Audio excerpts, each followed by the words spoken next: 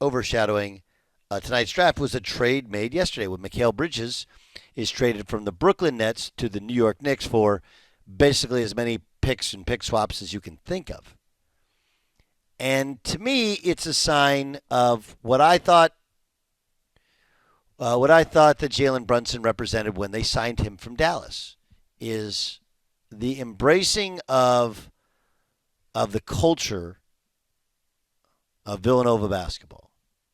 And I know culture is thrown around every meeting you have in your life now. Okay, when you're in business, somebody will say the word culture. The culture and the culture and heat culture and whatever. But I actually know that Villanova's culture is a real thing. Like their practices when Jay Wright was there was amazing. There was no loose talk, no lack of focus. No, I mean, look, I'm a jokester even now as I'm coaching my own team. But the way in which they were able to, we use the term program guys, with just a couple of key phrases, most of which is attitude. You'd see a player for Villanova, and he'd make a mistake, and one of his teammates come over and go, attitude. They just say it to each other and like snaps them out of whatever funk that they're in. The focus was incredible. They played for each other. They played with great toughness. They worked hard. They got more out of themselves than they normally would have. I mean, like, look, Dante DiVincenzo is kind of limited. He's really athletic, but he's not a 2 or a big-time scorer. He's definitely not a point. But when he played in the NBA playoffs this year, and you know how to use him right, and he's just a shooter, scorer, athlete, he was fantastic. Josh Hart, I can't tell you how much definable skill he has, except that guy plays hard. Just plays hard. How else can you be that small and get that many offensive rebounds and new possessions for your team? Even Jaylen Brunson, who's their star, he doesn't really go by anybody, but he's so efficient with his footwork, with his moves, dominates games. And now you add in Mikal Bridges, who is, look, if he's your best player, you're probably not very good. If he's your second best player, you're good, but it's a little much for him scoring-wise. If you're your third best player, like, okay, now you got a chance. That's what the Knicks got. But to me, it's more the embracing of championship culture. And a lot of it you can't. Villanova was different, but there's not a lot of like ways in which you can point out other than you just got to go see it. I obviously this year, being the head coach of Green Bay, I won't be able to go out and see other teams practice.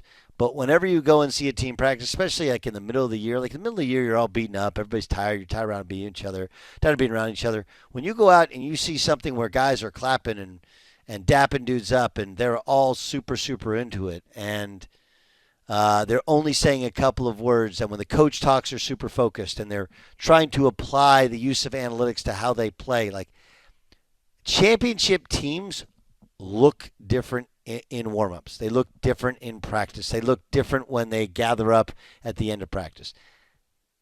And Villanova looked like that consistently for 4 or 5 years under Jay Wright. Just an amazing thing. Will it help them win a championship? In terms of pure talent, I mean, Mikal Bridges is a really good player. And I continue to believe that if he's your third best player, you got a chance to win a lot of games. But I think what it does is the more guys you have all in on the culture, all in on playing for each other, all in on the little things that allowed Villanova to win 2 championships and all these guys to succeed as professionals, the more guys you have that are bought into that, you're going to have to bring in maybe more talented players, but they'll have to raise their level to their level. I think it's a brilliant move. Because no matter how many picks you have with the Knicks, I don't think with Brunson you're ever going to be bad. You're ever going to be in the lottery. And, oh, yeah, by the way, you know what you have, Mikal Bridges. You know how he fits. You know what he can win with. And you know how he plays with Brunson, with DiVincenzo, and to a lesser extent with Josh Hart. I love the move. Granted, OG Anunoby, he leaves yesterday. He's a more talented offensive player. He has greater upside than Mikal Bridges. But Bridges is For what he does, he's Drew Holiday. He's Drew Holiday. He's good on offense. He's very good on defense. And you put the whole package together, and that's where you got something special. That's where you got something special. So, I mean, count me in as I like that as a move to take the Knicks to that next level. And then you have tonight's NBA draft, which is a complete snooze fest. It just is. It doesn't mean that Alex Sarr or others aren't going to be. Donovan Clingan, I think, is a great story. It doesn't mean they're not going to be good. It just means we don't have, outside of Clingan, how many of these players have you seen play extensively?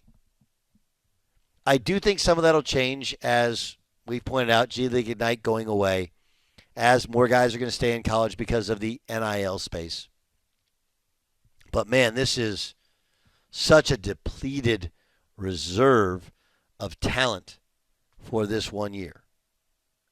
And oftentimes those are the years that produce one or two guys that slip in the draft too that end up having monster careers. But, man, this is a depleted year. Whew. And the reason it's depleted from college was you had G League Ignite. That goes away.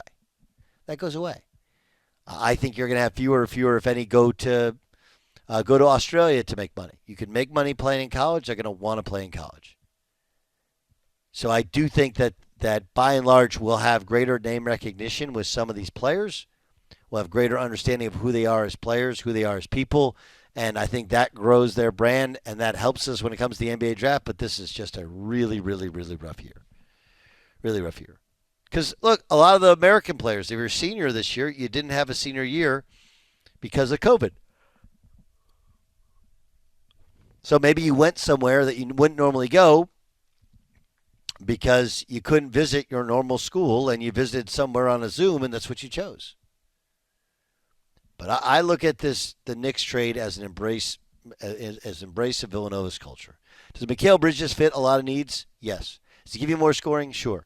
Is he a two-way player? You bet.